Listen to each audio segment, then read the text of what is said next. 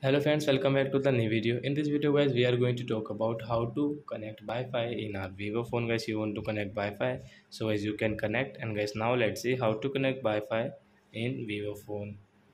So first of all guys, you will have to click on guys your phone setting. Guys, network and internet guys, click here.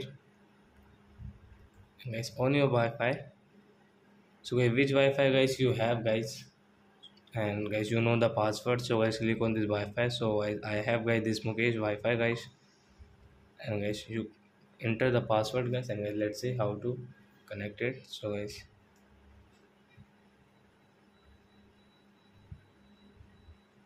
and guys you can check your password from here guys, show password guys, click here. And guys you can check your password, and guys you can see connect option, then guys connect. So guys you can see guys Wi-Fi will connect in our in our Vivo phone, then guys we can use our Wi-Fi in Vivo phone. So I hope friends we have understood how to connect Wi-Fi in Vivo phone. So that's it guys. Thanks for watching my video. Now we will meet on next video with new topic. Before going, please go and like my video, subscribe my channel. Bye bye friends.